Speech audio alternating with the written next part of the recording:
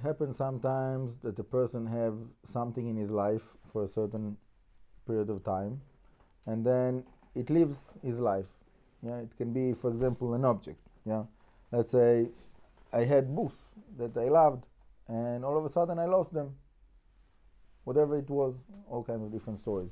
Or it can be like whatever, like a beautiful jar that you have from your grandmother that got broken. Whatever it is, it can be all kinds of different stories.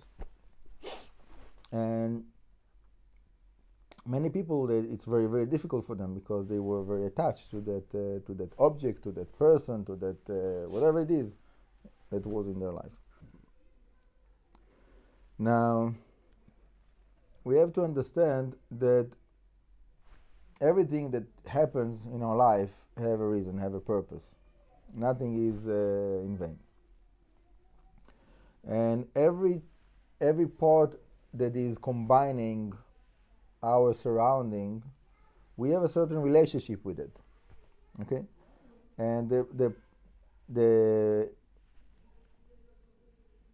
deeper understanding of that is that concept that I spoke about before. There's quite a lot of classes that I did on that, is that everything has sparks of Kedusha, meaning within the creation. Okay, I'm making a very, very long story, very, very short, but in the creation there is, like, we have the 10 Sfirot, the lower 7 Sfirot like got broken, and from the broken vessels of those 7 lower Sfirot, so we have the creation of the lower realms until our world. So our world is getting something like sparkles of those like 7 lower Sfirot that got broken. And when we are doing the right things, when we are using the world around us in the right way according to the Torah, so then we are able to pick up those sparks and elevate them. Okay? And that's what we should do. That's like a big part of the purpose of the Torah and mitzvot that we apply in the physical world, is for that purpose, to elevate those sparks. And there's tremendous amount of articles in all the Kabbalah and Hasidut books about it. Many like sources to read about it. But the point is that when we have something like that we had in our life, and then it went out of our life, it's very possible that we managed to elevate those sparks that were there. So now it's not needed anymore. Okay? As long as something is still within our life, so it means that we still have to work our way to sort out between the good and evil of it, and to be able to pick up that good, which is those holy sparks, and to elevate them. And when it's done, so it's done. So we don't need it anymore. So then it goes away, it leaves. It can be also the other way around. It can be that someone is doing so wrong that Hashem sees that, like, it doesn't go anywhere, and he's stuck with something. So Hashem takes it away, that something else will come, something that maybe this person will be able to elevate for whatever reason. So it can be like positive or negative, like anything else. But for sure, it's not without a reason. Everything have its purpose. Everything have its reason. And what we should be focused about is not so much what we have around us, all kinds of objects and people and whatever it is like that we are surrounded with. What we should be focused about is how we are using all of those different things that Hashem is giving us to serve Hashem better.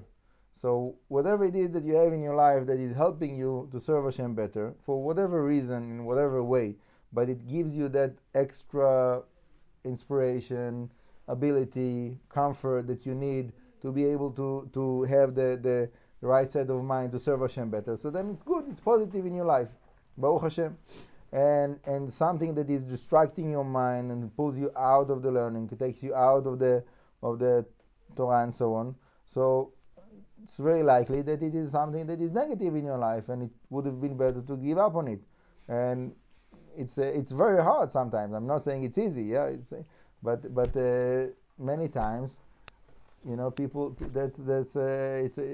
In Israel, the Haredi line about the internet and the smartphone is nothing, zero. You take a kosher phone, you don't take a smartphone, you don't have internet, nothing. And they like for a long time they were promoting like all kinds of people that had smartphone, and then they break it in public, and to show that. I had one of my students that he threw his phone in the Srefat Chametz, a different one that threw his phone to the mikveh, and all kinds of and obviously the reason is because it's a device that usually for most of the people it distracts them from the Torah, so it consumes their time, and instead of learning they're spending time on that, and that's a big stumbling block. But it's not only that. There's many other things, all kinds of things of lust and desires. But there is some cases for some people that some things will be benefit, will give them some kind of benefit. So, for example, I'm very against like smoking cigarettes, but I saw some people that it actually helped them in certain period of time in their life. It helped them to calm their mind, to be able to focus more, whatever it is. So everything like that we have within the creation, it has a certain positive usage. And to have the right balance of how to use, how much to use, when, so on, all of those questions of whatever it is that Hashem is bringing in the world. So that's a big challenge. For like when whatever it is, like I have like no number of examples. You can take anything as example, but for example, like for me, like I have like usually I have chocolate in my house that in Shabbat after the meal I will ask one of my family members to bring like a little bit of chocolate to the table as a dessert, as a like Shabbat treat. So usually it's very rare that I will eat it not in Shabbat. I know that by some people it's a daily challenge that they have that lust to eat chocolate, and they it becomes to be like a big thing for them to get over it and to fight it. So that will be the same answer. If you take that thing that you have the lust for and you give it the certain amount, a certain purpose, a certain time that is proper.